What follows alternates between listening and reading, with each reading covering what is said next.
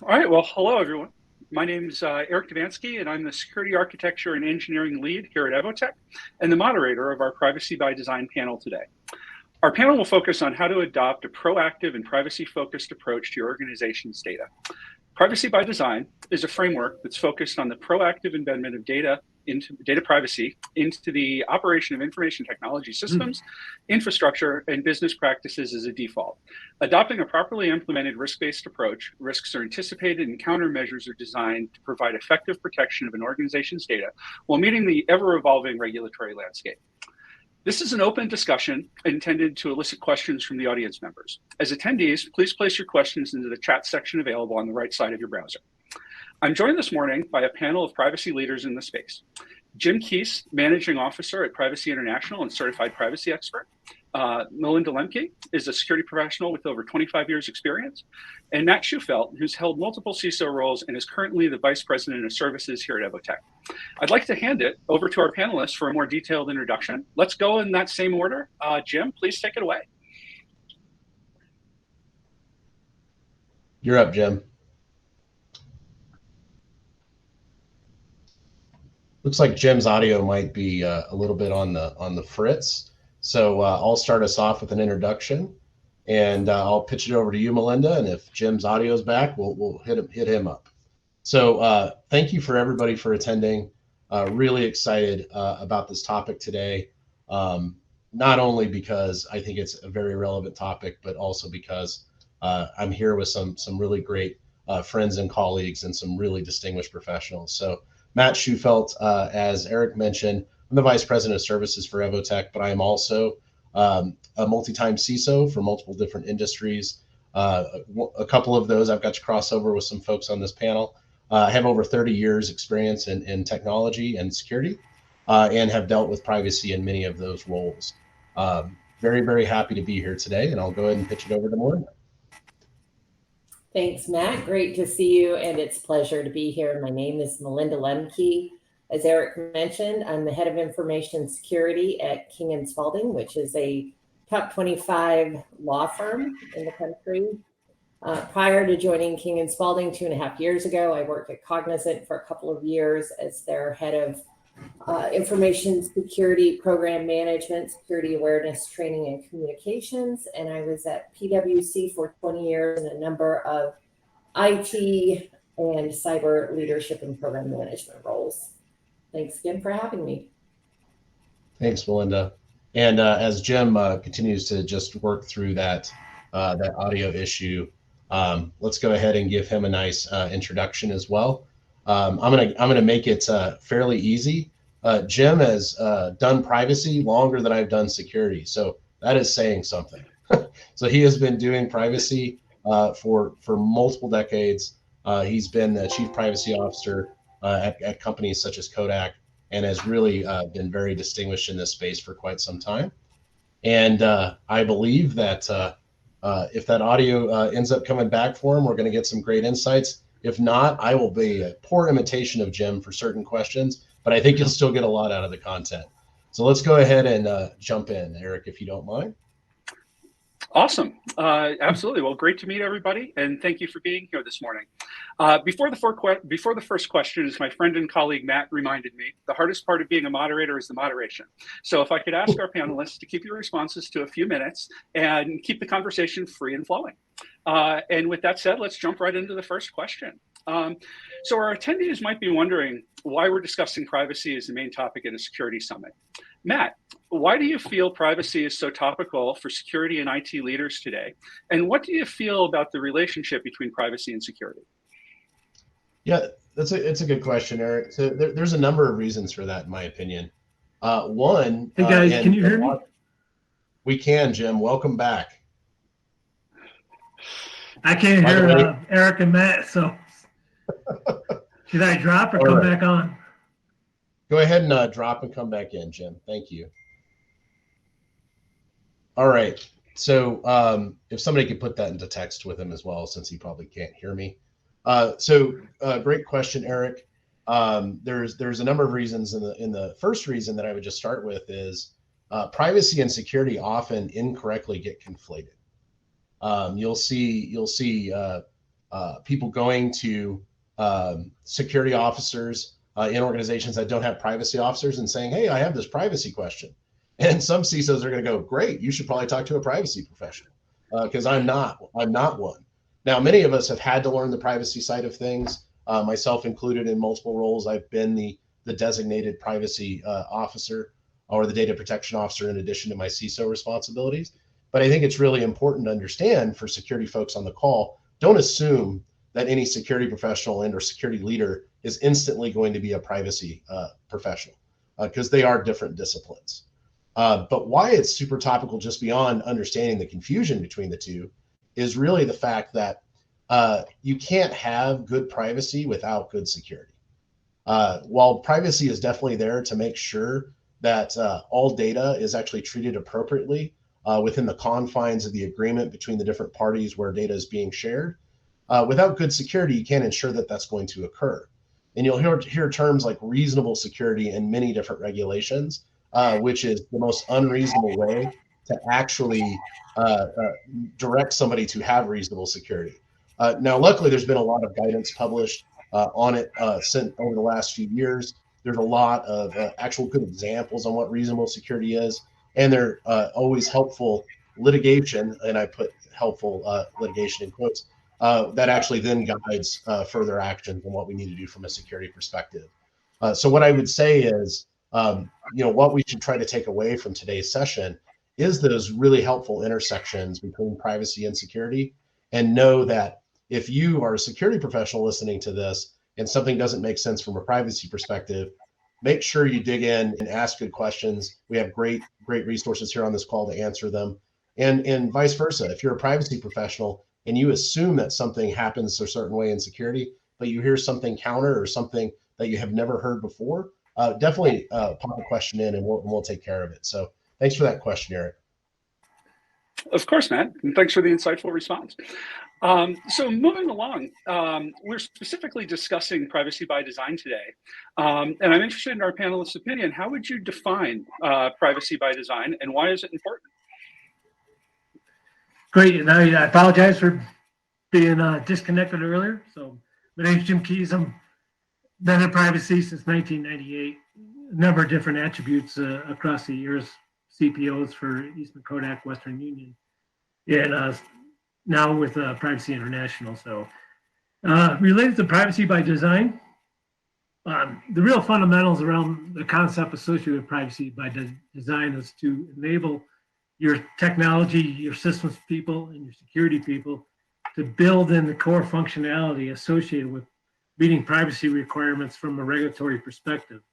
And a lot more today is being driven from the old days where it used to be just documentation and you had a regulator come in and do an audit with you on a regulator. Now it's what are the measurements and metrics and capabilities and proof of functionality of your systems and applications. So privacy design takes those into consideration, including individual rights, the ability to understand the risk associated with the data you're collecting, how to reduce the harm of any potential loss, breach, or unauthorized access to that information, and really to go around and determine what qualities and capabilities you built into the system and map those out typically through on a GDPR side, saying data privacy impact assessment, or on the US side, privacy impact assessment, where you can quantify, validate, and have those functionalities built into your system.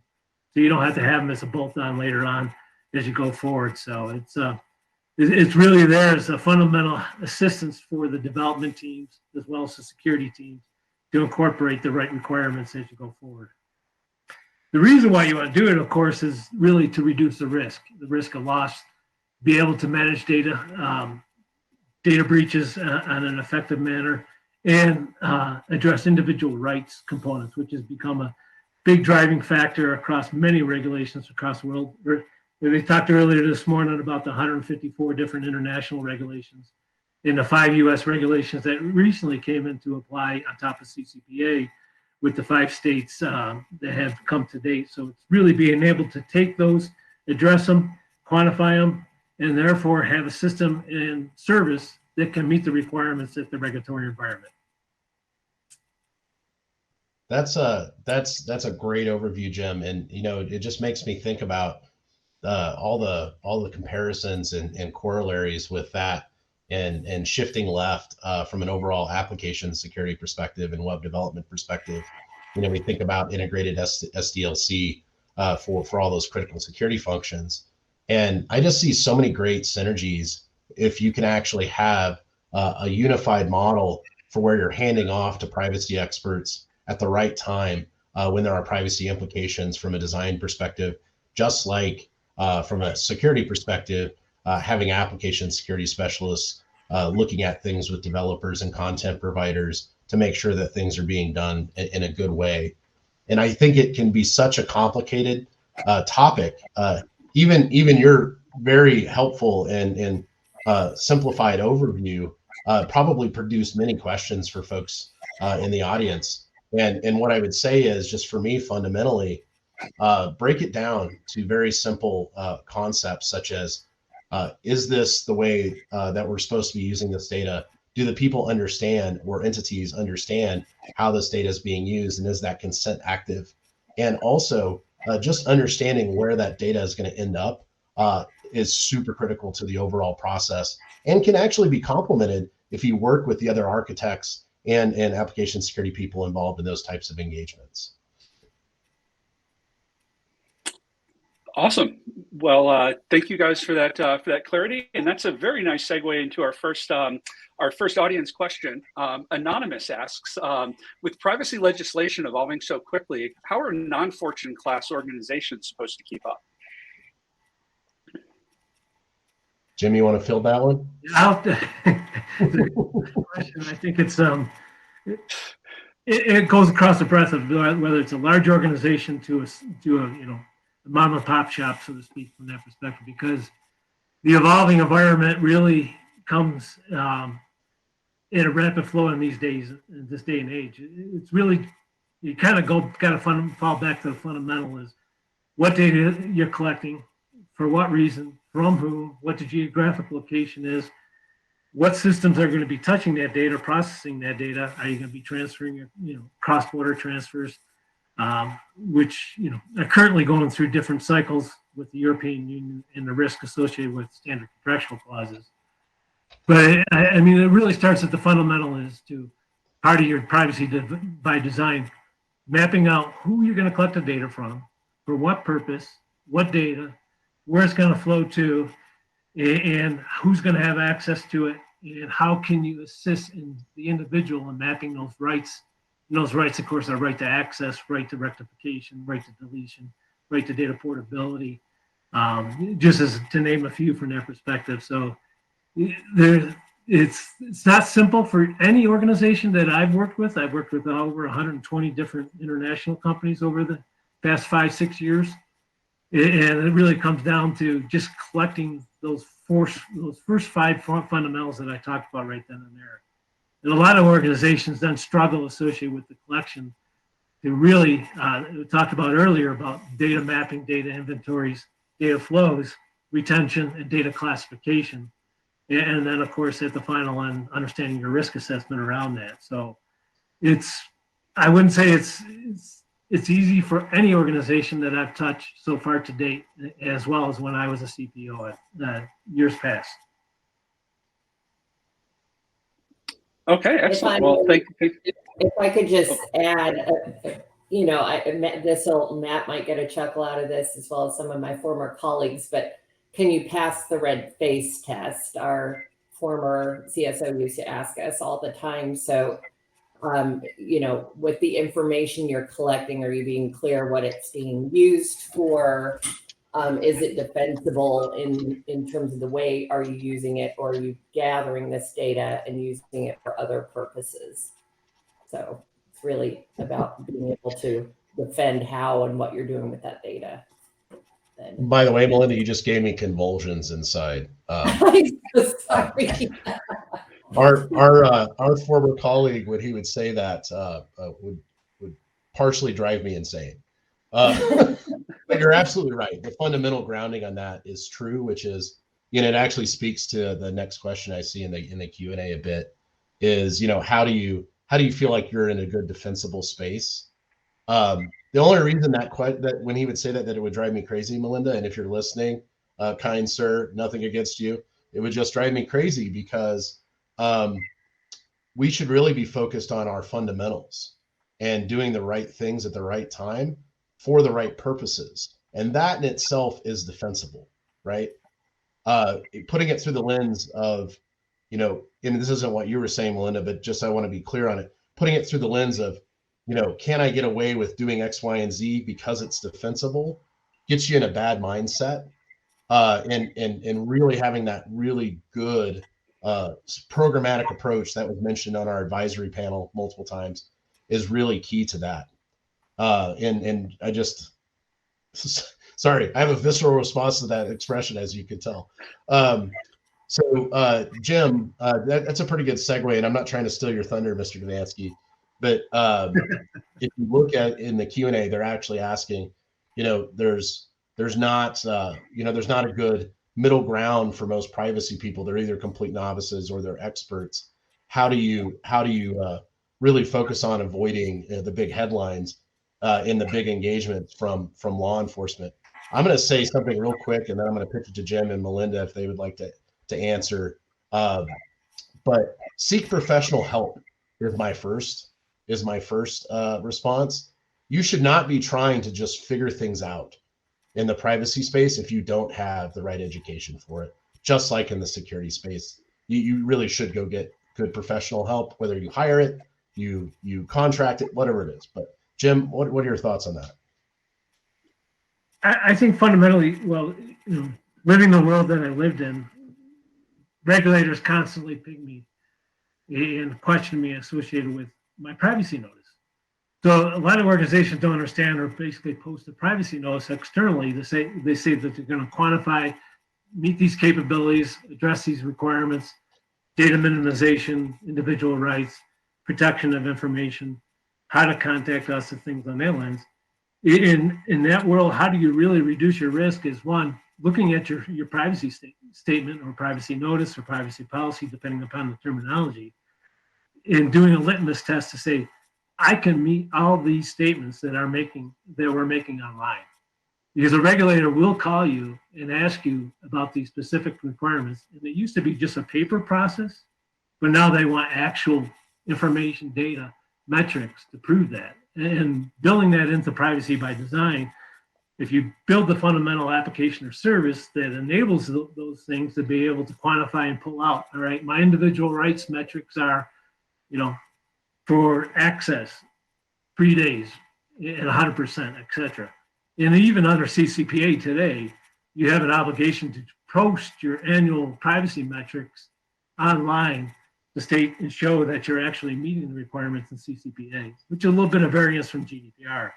So, it's reducing your risk is one, is looking at what you're portraying externally. And then two, looking at that, doing the litmus test and validating that you can meet those statements that you're saying. Because otherwise, they'll come after you real quick, as well as they'll contact your call centers, which is another point of vulnerability that a lot of times a regulator will call your call center and they'll ask about privacy and they go, who? And so, being able to really address those areas and making sure that they understand and give them the tools that are built off of your services and applications are critical in nature.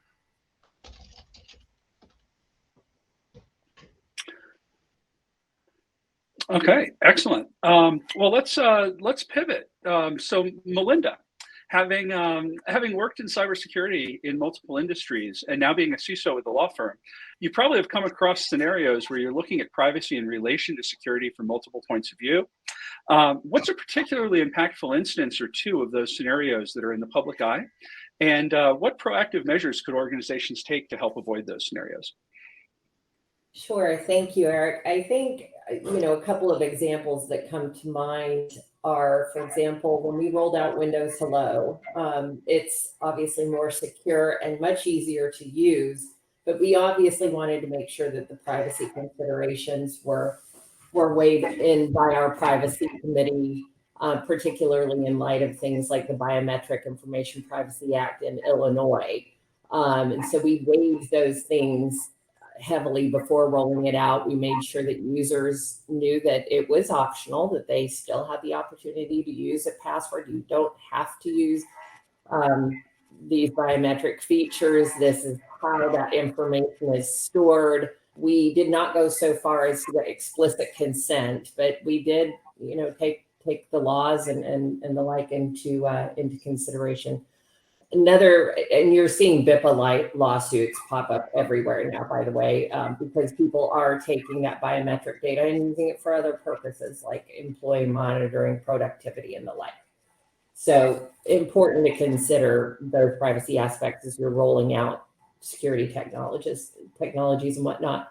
Another example is insider risk monitoring. We all collect a trove of data from, about our end users and whatnot, but you really need to consider your policies, what you've told the users that you are collecting, and how you're using that information, who has the ability to go and review an individual's emails and under what circumstances. So those are just a few items. And then obviously, I think a lot of us use Teams, and we all see that little pop-up that comes up when we're, that lets us know when something's being recorded, but we take it another step. We make people go through training about privacy and consent before we even offer somebody the ability to record within Teams. So those are just a few areas where I've seen privacy implications intersect with various security technologies.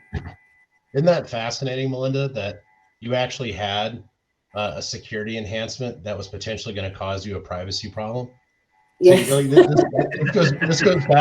this goes back to what I was framing at the beginning, which is, this is an example of how security and privacy are not the same thing. Like, I need to protect you, but in order to protect you, you have to give me things you don't want to give me. And Right. You need to weigh the protection versus what you're giving up, right? And that is such an interesting thing to look at. It's a really simple but very meaningful example you gave of that intersection where one can actually cause issues for the other. And just thank you for sharing that, because that just hits me at home. Yeah, and I think ISO's kind of married the two now. ISO's coming out with the ISO 31700, which marries into the ISO 27701, where, of course, the 37001 really talks about the privacy fundamentals and privacy by design concepts, which is going to be released February 8th of 2023 here. And maps into the security requirements and marries those two functions together from that side. So it's a lot of the organizations see that coming and have been seeing it coming. So as I always say, you can't have privacy without good security. But at the same time, like you look at GDPR, one of the requirements, right to be forgotten. How do we delete the data for that individual Jim calls up, but still keep a record produced to a regulator to say that we took that action? So it's a balancing act as we go forward. And I see some of those questions there, Eric, and maybe we'll get to those later. So I'll just kind of step aside because I have some comment on those questions. And by the way, not only informative, but it's great bedtime reading. So never forget that. Yeah, with a scotch.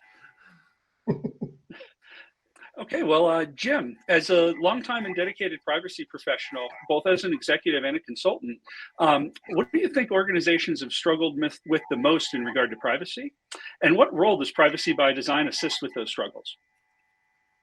I would say the first struggle that we talked about earlier today was talking about data classification, applying the proper data classification so you can understand how to limit that data, whether it's with third parties or internally in your organization. Somebody made a comment about marketing. Marketing always wants the full data set. And I had a number of fights with marketing to say, you can have these 3 data elements out of the 50 data elements that we collected. So that and data retention really has come to the forefront. And a lot of organizations struggle with how do they implement data retention. They talked about in the structured world and the unstructured world earlier today. without a proper inventory and data flows and data mapping, you can't really apply your data retention periods, as well as do I cross a legal bound to say I've got a legal hold on certain data elements, et cetera. So developing that whole concept and process and procedure, every organization that I've ever worked with struggles with that today. And then, of course, finally, privacy impact assessments. A lot of organizations don't understand what that means. How to implement a privacy impact assessment, how do they apply it, how do they record it, and who do they have to share that with? Because a lot of times you'll have a privacy impact assessment that shows gaps, shows failures, but you don't want to be able to turn that over to any type of organization where it may be released externally from that side. So privacy by design will build those functionalities and capabilities into the service and or application. It allows you to do that predictability, say, all right, I want to limit the data set going to marketing. So when I do a data extract or a call for that data, it only limits it to certain data elements within the whole record in the environment.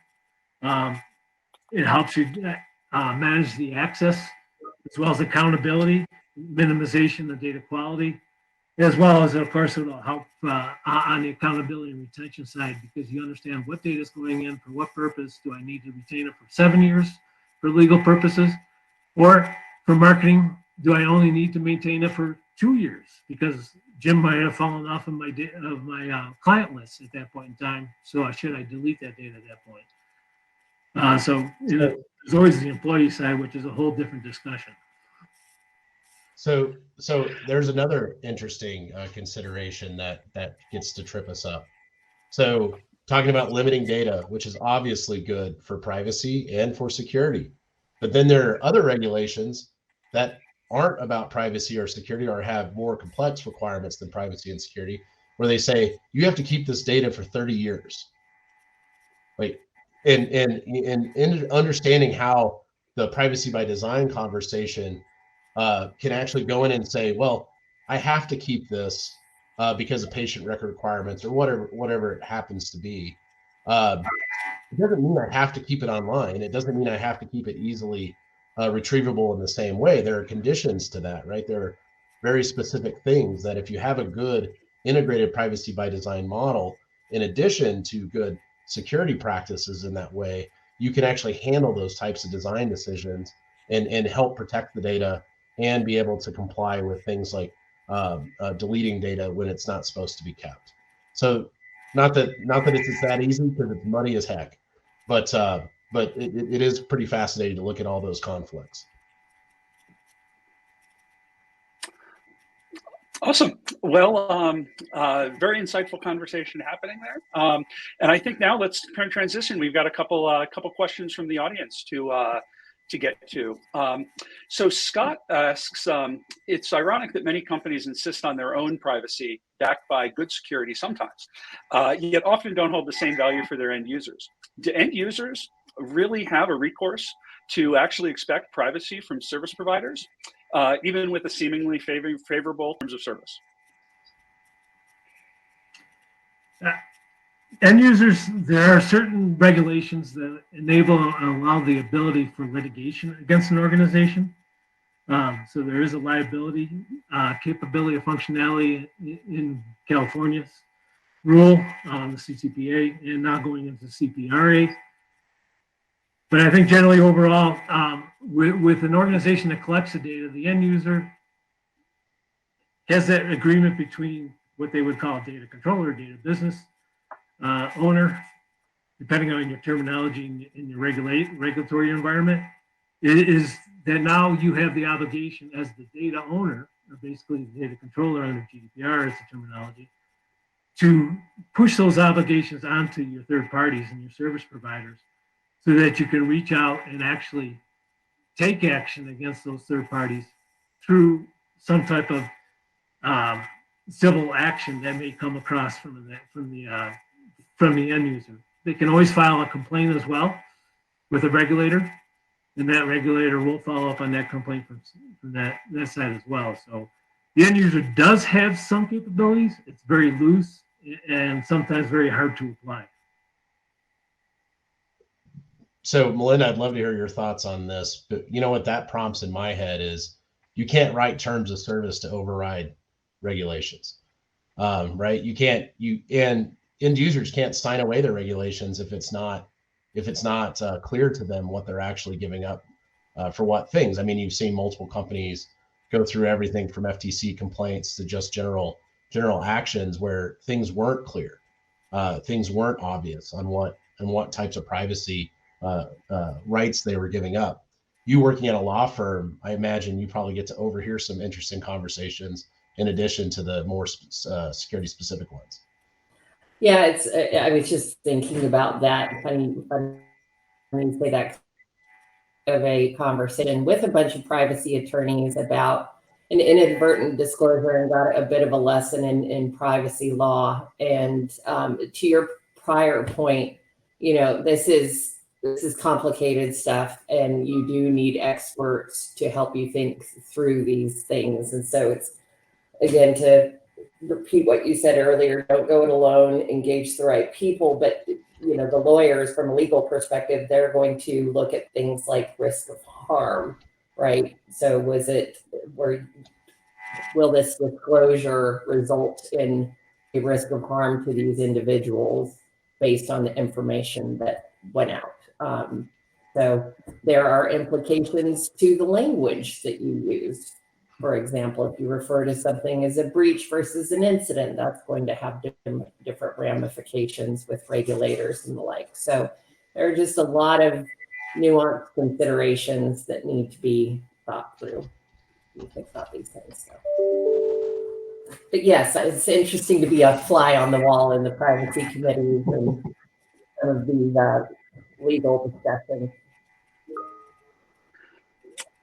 Excellent, and that's a nice segue into our next audience question. Greg asks, we hear a lot about U.S. state privacy laws and GDPR, but there are other countries that have their own privacy laws. Do those countries significantly differ from the U.S. and GDPR? Want the short answer? I would say yes, but you come back and apply the 80-20 rule, I think, overall. If you look at a lot of the U.S. state legislation and regulation that's currently been ratified, as we talked about earlier, and some of the earlier sessions as well, there's 9 states that are currently going through that same process.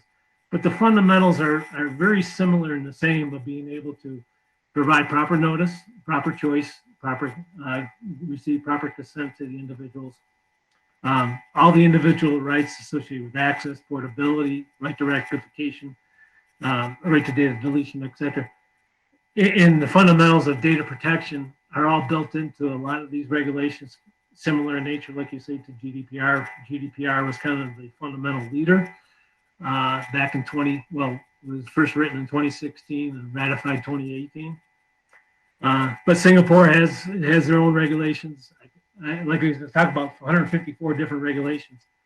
I try to guide my clients down the path of using gap analysis and the gap tool for privacy assessments to understand where they're collecting data from, what jurisdiction, what geographic locations. But the gap provides that overall arching coverage in doing that assessment against the majority of the regulations out there. And when there's nuances and exceptions to that, then I note those at the end of the assessment to say there's specific requirements in, whether it's a Singapore or an Australia, in some European countries, such as the Swiss recent ratification of their privacy law from that side. So I would say generally overall, if you try to address everything, you're never going to do it.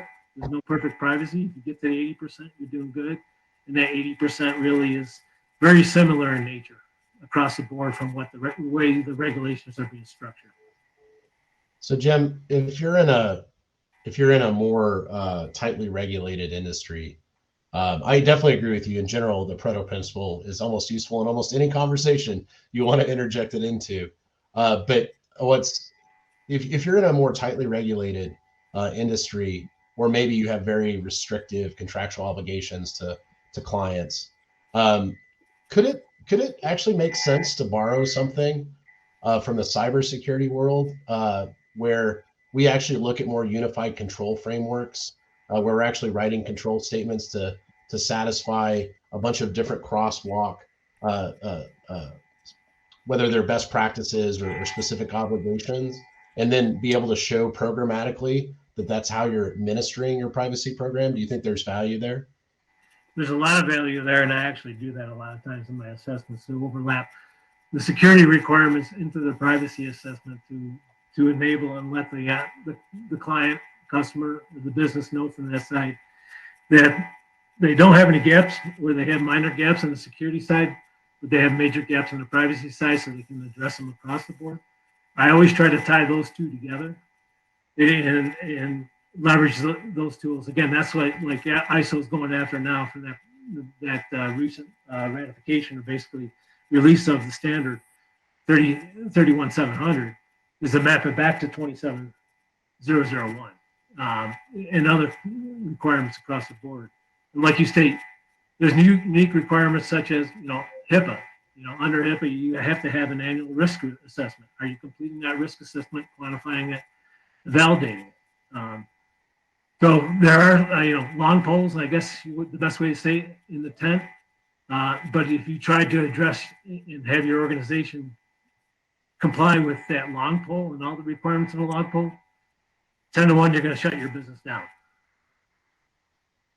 It makes a lot of sense. And Melinda, not only do you have to deal with this as a CISO now, but in a previous life where you had to wrangle people like myself, how do you suggest unifying kind of a central view and approach when you have maybe disparate efforts or efforts that could conflict? Kind of tapping into your program management background. Can you elaborate a little bit more on that? Sure. So I know for a fact that you were put in a situation a couple of times where I was driving something specifically for specific industry verticals, and let's just say the corporate direction might have conflicted with the, of course, much better thing I was planning. And so, not even a laugh. I'm trying, people. But how did you actually kind of bring stakeholders together to help them look at those kind of cross-section problems and opportunities, and then help direct them forward? Because I think it's really applicable here as Jim lays out kind of a unified control framework approach, having that kind of consultative view where you're bringing those stakeholders together. They don't have to be at odds. There's probably a good unified way of going about doing it. And I'm just curious, since you can draw from so many different parts of your background, governance, program management, now as the senior leader, how would you advise folks listening to this to kind of come together and help unify that view and approach? Yeah, well, I think it's a great point. And so obviously there are going to be nuanced requirements and the like, but finding those foundational requirements that are going to best suit all parties involved. And then you may need to layer on additional controls and the like, depending on the requirements, for example, highly regulated industries and whatnot. But you've got to start with the commonalities and then, again, start with the 80%, right? And then continue to refine and improve and whatnot to meet those more stringent requirements. But you've got to start from somewhere. So find the common ground, go from there. Yeah, every time I try to do an assessment, I try to map them over to the NIST 800 171 so that you can overlap those control requirements, the version 7, into whether it's a GDPR assessment or a gap assessment, etc. Excellent. Well, we have about 5 minutes left here, so I want to, as our time comes to a close, I'd like to ask for closing thoughts from our panelists. What trends, regulatory updates, or calls to action should technology leaders be focused on in the future when it comes to data privacy and privacy by design? Well, I'll start. I'll take the first. Oh, go ahead, Melinda. Okay, I was going to say, I know that I touched on it before, and Matt did as well, but again, don't go it alone, seek out expertise, and, again, recognize that as we started off by saying, you know, there is no such thing as good privacy without good security. So recognize that they are interrelated. Don't think of them in a vacuum. And by marrying your security objectives with your privacy objectives, in many cases, you're more likely to achieve your goals. Jim, you want to Okay, go next? excellent. I'll answer that last one, and I'll kind of dovetail in Jacob's question about, you know, the blatant misuse of data and how do they, you know, with the privacy regulations restricting that. I think fundamentally, really overall, that it starts with your notice, and a lot of organizations struggle with striking the proper notice to the individual, whether that's at the point in time when they collect the data, but having a notice that provides enough breadth and width to enable the use of that data across the organization really helps with drive the factor around the ability to use it for various different activities within the company. And then as well as being able to meet the individual rights, which a lot of organizations have been turning off in addressing that capability. Then when you are able to make a request for rectification, say, or access to your files, you build customer trust if you can do it in a very rapid manner. So that will also help you drive retention of that client, that customer, or that person or individual as you go forward. So I see a lot of organizations that put privacy notices out there that are just boilerplates, templates. And I can't tell you the number of times that I can count that they've gotten themselves into hot water. So helping structure that notice so you can apply it, you can meet it and require it, and then measure it is really what needs to be done these days. And a lot of companies still struggle with that. Yeah, I think that's well said, Jim. And for myself, I'm going to build off of Melinda, building off of me, building off of her, just so we can keep going towards the sky on this one. So in addition to, you know, getting professional help where you need it from a knowledge perspective,